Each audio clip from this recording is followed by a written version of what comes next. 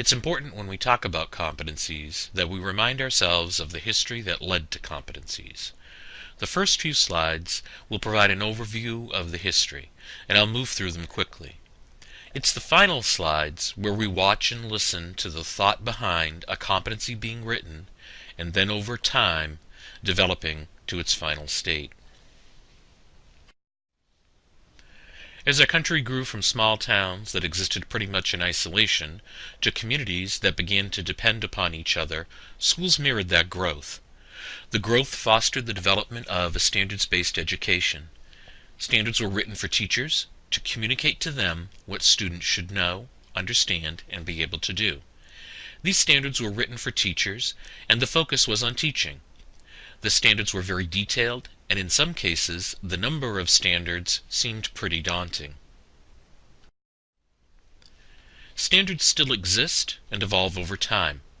Education started to use standards as a means to communicate with communities students' progress. Over time, it became apparent that reporting out student growth towards learning goals was important, but that standards might not be the correct tool. Competency-based education finds its roots in standards. It creates umbrella statements that all stakeholders have access to. Organizing the standards under the umbrella of a competency statement, and the competency statement is written for the user, the student, the parent, and the teacher. The competency statement also embodies the movement from a focus on teaching to a focus on learning. When the focus is on teaching and standards, the standards become a checklist of things taught. When the focus is moved to learning, the competency statement becomes the expectation for what all students should know, understand, and be able to do. SAU 67 has gone through the following process to help create a foundation for developing competencies. First, we presented a common understanding for the need of competency-based education. Second, we created a rubric that helped us all understand the level of expectation being written into a competency. That competencies were being written at a level that required the student to construct knowledge. Finally, we created a nuts and bolts way to approach writing competencies. These three processes can be found on the CIA website and the CIA YouTube channel. Here's where we deliver the competency, or give birth to it. The nuts and bolts. Each competency will include academic content. It will be written at a level where students are constructing knowledge, a level 3 or above in our mother of all rubrics. And it will identify the conditions and resources for assessment, providing context. Let's follow a competency from the point of being written to the point where it's being considered complete. First, a little background. Abiotic factors are non-living factors like rain, wind, rocks. Biotic factors are living things like bacteria, animals, insects, and plants.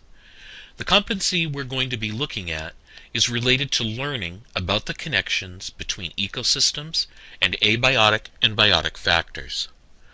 The competency developed reads, students will demonstrate the ability to investigate abiotic and biotic parts of an ecosystem, given one of the 4 types of ecosystems. A lot of thought went into writing this competency, and it met the nuts and bolts criteria.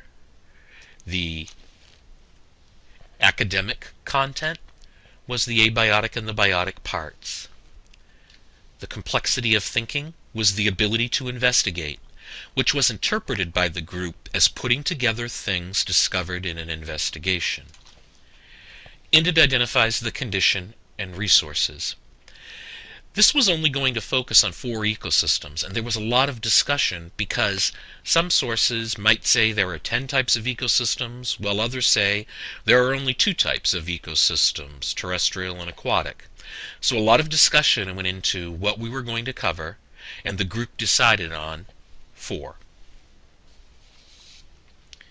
This competency met the requirements of the nuts and bolts presentation and was seen as a good competency. The group spent some time away from this competency. In about 3 months, doing some later work on the curriculum, the group revisited the competency and began to question the section that states, investigate abiotic and biotic parts. The group thought it wasn't specific in conveying that students should learn abiotic and biotic factors and be able to identify them. They also felt the original had the focus be on the investigation when they really wanted the focus to be on abiotic and biotic parts, so they tweaked the competency. Using an investigation method, students will identify abiotic and biotic parts of an ecosystem given one of the 4 types of ecosystems. A year passed. A rubric had been created and a performance assessment had been crafted. After the competency was used during the actual unit with students, it was again revisited. When they reflected on the competency, they found that what they were asking students to do in the actual unit was to understand and identify what components made an ecosystem and what made ecosystems different. The learning also included asking students to demonstrate an understanding of how changes in these factors could change an ecosystem. This level 3 type of learning was not expressed in the competency, so it was tweaked again to include what was actually happening. Using an investigative method, students will defend how the abiotic and biotic factors define and differentiate a given ecosystem. Here you see a competency as it was first developed. It met the criteria of the nuts and bolts, and then you see 2 different iterations. Experience in working with the competencies and time influenced its development. And this will happen to you with your competency work. Now if we take a look at the nuts and bolts put side by side from the first iteration of the competency to the last iteration of the competency, we see that the academic content changed from just knowing abiotic and biotic factors to understanding that abiotic and biotic factors define a system. So we get a little more clarity there. In terms of constructing knowledge, or at that level 3 piece, we had an understanding in the original one that we thought it was the ability to investigate would help students put things together. And then we become more specific in our understanding that we want students to demonstrate that they understand the relationship between those factors and ecosystems, and the fact that a change in those factors can change the ecosystem. And then finally, in the conditions and the resources, the original discussion was around choosing one of 4 ecosystems and being able to apply these concepts. And in the final iteration of it, we get to, no, students should be able to apply those concepts to any ecosystem. So summing up this presentation, we first started off by taking a look at the movement from standards to competency. Then we presented the development of a competency that met the nuts and bolts requirements for writing a competency. And finally, we watched that competency over time and came to understand that crafting a really good competency statement, it takes a leap of faith, it encourages debate and reflection, and it takes time. Thank you.